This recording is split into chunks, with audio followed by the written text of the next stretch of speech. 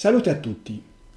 Carmela De Nuccio aveva 21 anni, abitava a Scandicci, un paese attaccato a Firenze a ovest, e lavorava in una pelletteria. Viveva con la famiglia, padre, madre e 5 fratelli. Erano di origini pugliesi. Giovanni Foggi abitava a Pontassieve, nel Mugello, il paese dove abitava Pasquale Gentilcore, ucciso nel 74. Era un magazziniere all'Enel. I due si frequentavano da qualche mese e da poche settimane avevano ufficializzato la loro unione. Quel sabato sera, 6 giugno 1981, Giovanni era stato a cena da Carmela, a casa di Carmela. Verso le 10, 10 e un quarto, i due uscirono dicendo ai genitori di Carmela che andavano a mangiare un gelato. L'idea era quella di tornare entro un'ora poco più. I genitori di Carmela erano molto severi. I due naturalmente non avevano l'intenzione di andare a mangiare un gelato, avevano intenzione di stare in intimità. E visto appunto che dovevano tornare molto presto, c'è da immaginare che fossero andati subito nel posto dove appunto volevano stare da soli.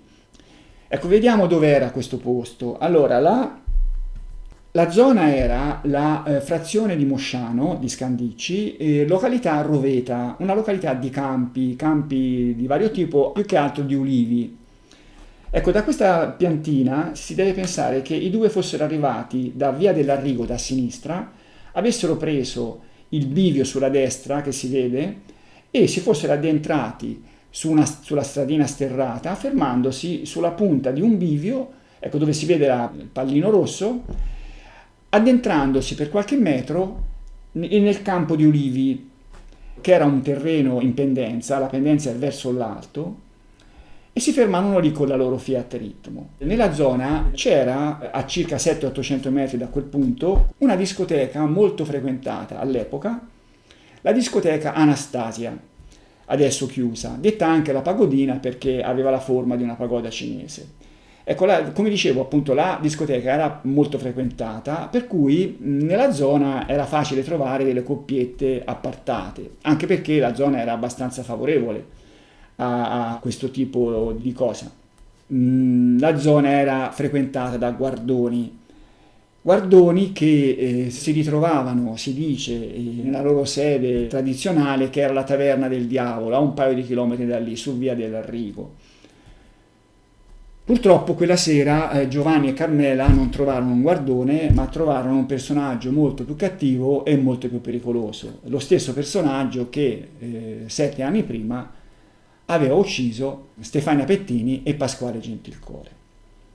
La mattina dopo, un brigadiere di polizia, Vittorio Sifone, transitò nella zona, era andato lì con il figlioletto di pochi anni per riempire delle taniche d'acqua a una fonte di acqua buona.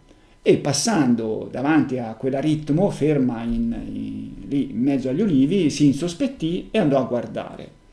E trovò questa scena raccapricciante.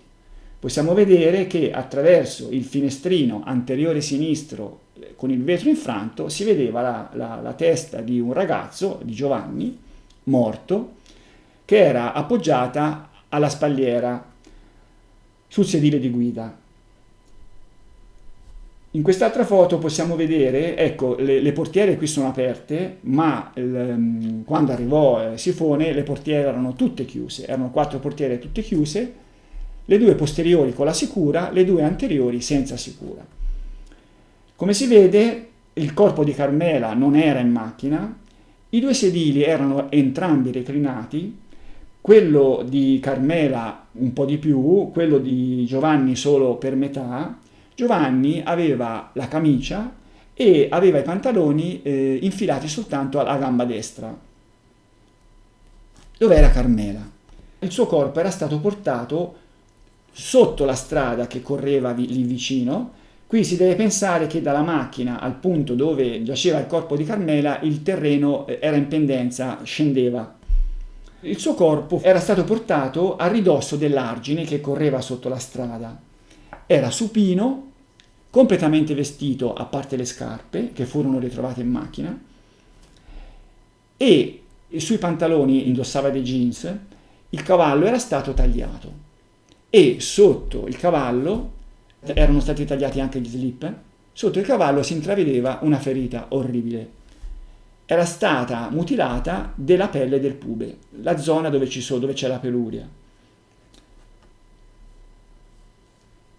Un particolare del quale si è parlato poi molto, aveva una collanina che appoggiata sulle labbra. Sifone andò subito a chiamare i suoi colleghi poliziotti. Andò, lasciò il figlio in un bar, telefonò e i suoi colleghi arrivarono. Purtroppo erano poliziotti generici, non erano poliziotti della scientifica.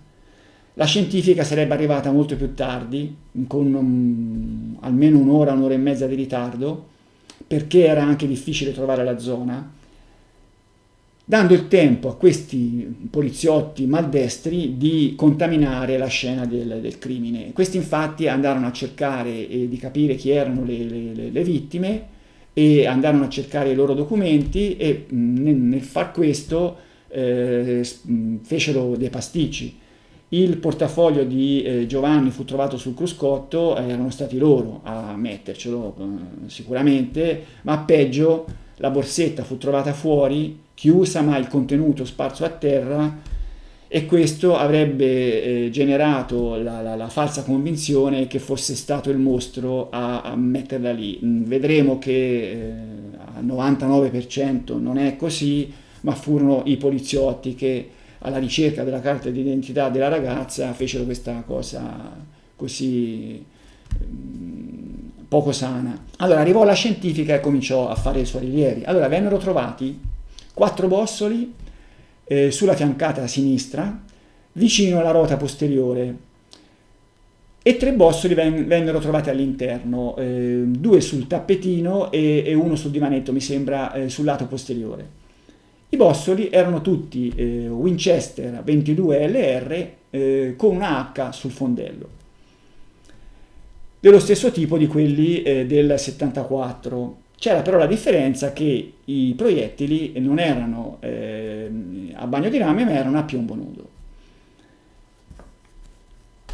Vediamo le ferite sui 2 ragazzi.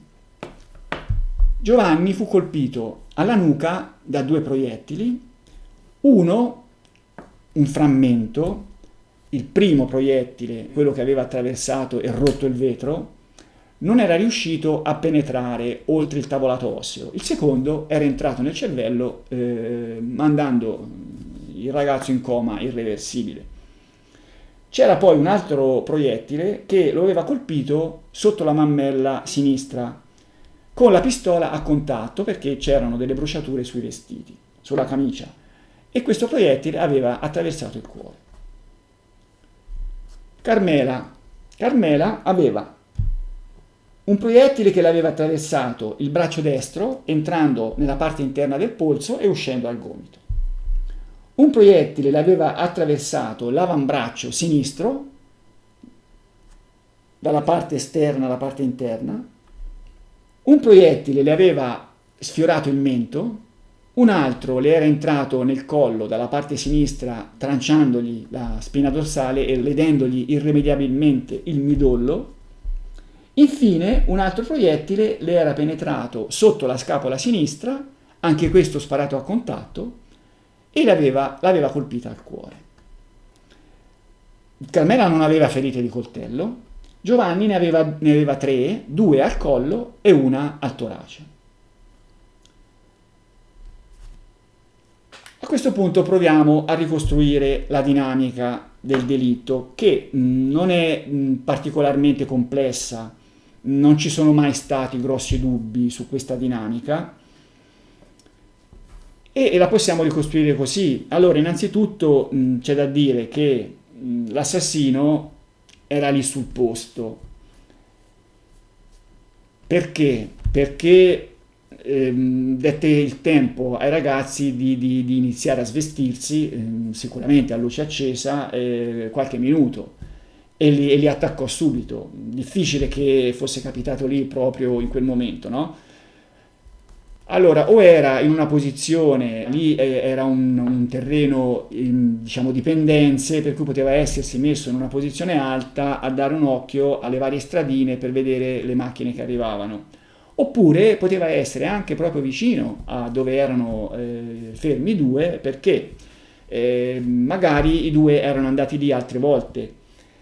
È facile che una coppia che trova un posto buono dove si sente a suo agio poi ci ritorni, e magari questi due ragazzi erano già andati lì sabati precedenti, in situazioni precedenti, e l'assassino lo sapeva. Non sappiamo quale delle due ipotesi sia quella valida. In ogni caso, dopo pochi minuti che erano lì, si stavano svestendo. Giovanni aveva reclinato per metà il suo sedile per farsi spazio, aveva tolto una gamba dei pantaloni, la sinistra, si stava togliendo la destra.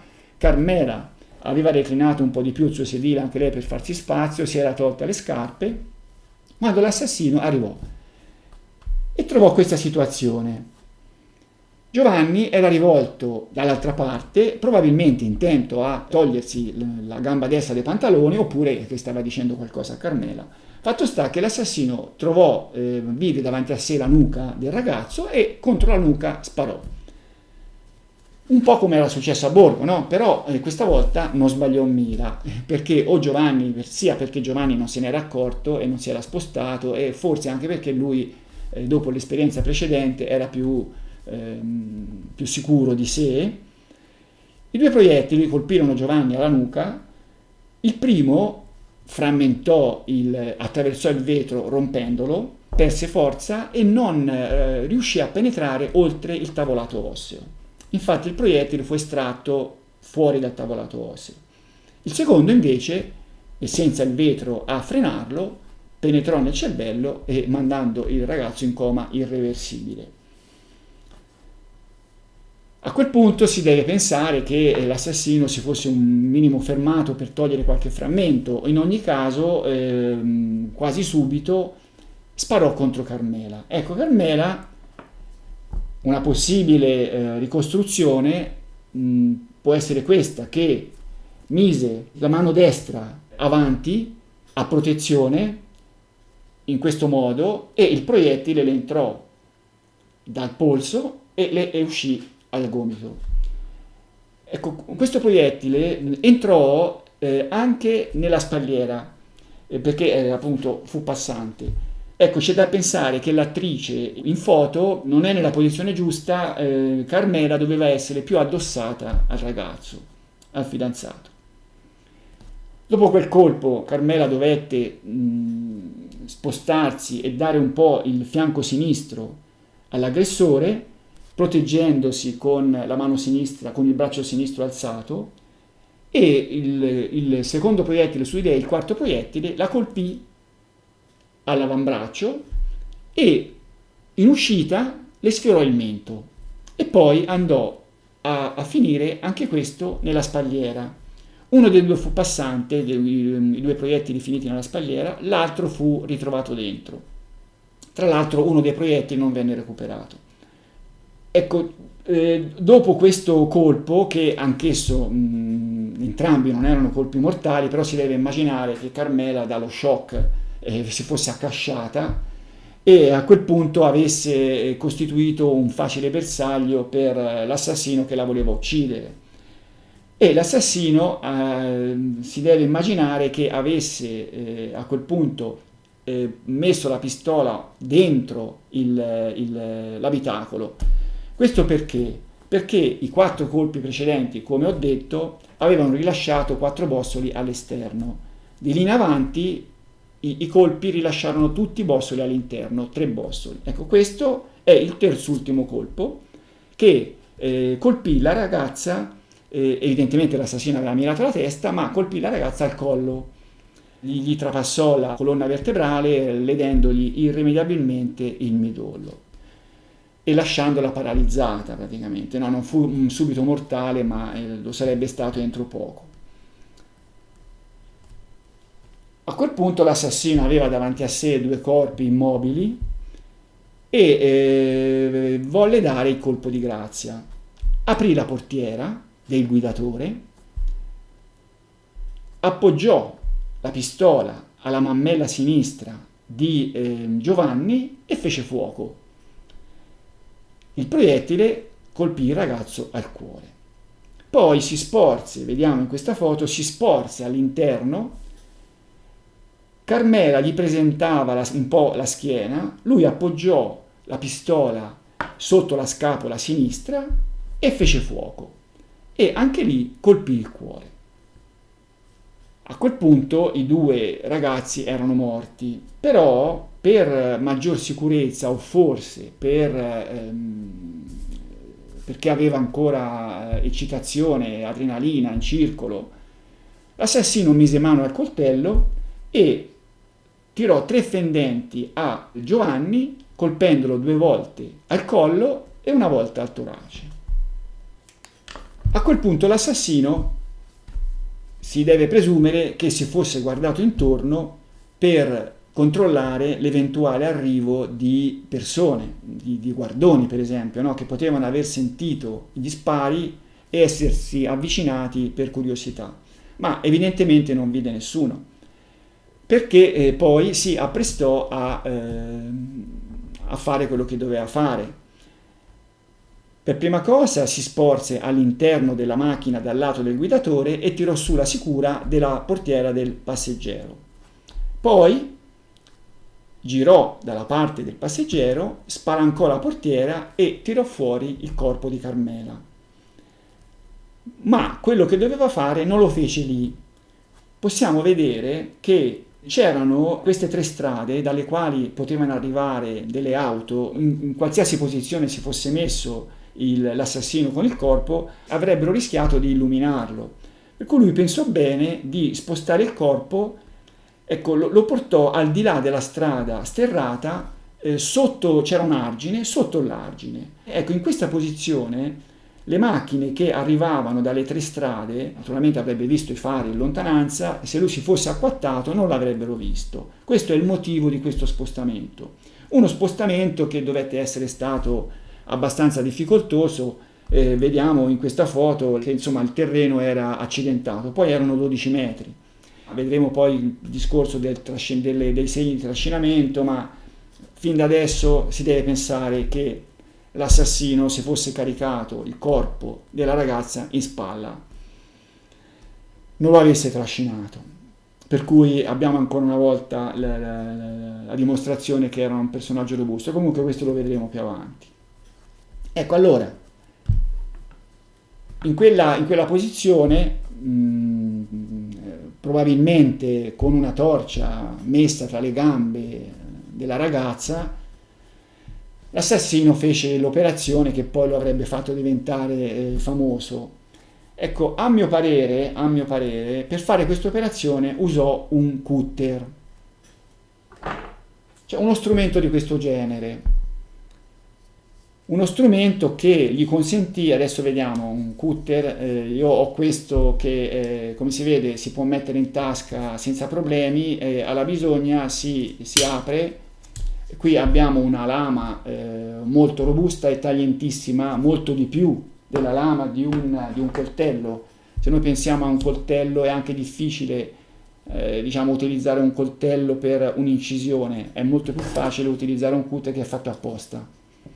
Tra l'altro vedremo più avanti che un cutter lo si vede in un film, Maniac, che poi vedremo, è molto probabile che l'assassino avesse visto e se ne fosse fatto influenzare, ma questo è un argomento del poi. Comunque, con uno strumento di questo tipo, l'assassino tagliò la stoffa dei jeans senza ledere i tessuti sottostanti, la tagliò in modo preciso e poi tagliò in modo preciso, dopo aver tagliato gli slip, in modo preciso tagliò la pelle attorno alla peluria del pube, spingendosi poco in basso. Il taglio interessò soltanto una piccola parte delle 2 grandi labbra, non mi ricordo quale, se destra o sinistra.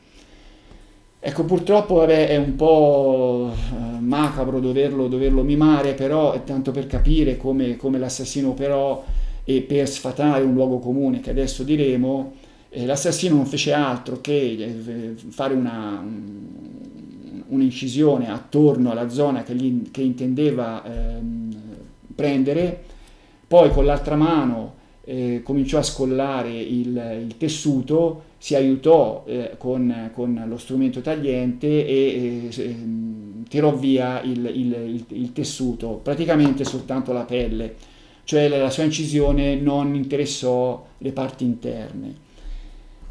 Allora, se è vero che dimostrò una buona manualità nel maneggiare il tagliente, che ripeto, a mio parere era un cutter facile da maneggiare e anche facile da trovare, perché nei cantieri edili i carpentieri ce l'avevano, i tappezzieri, cioè uno strumento molto molto diffuso.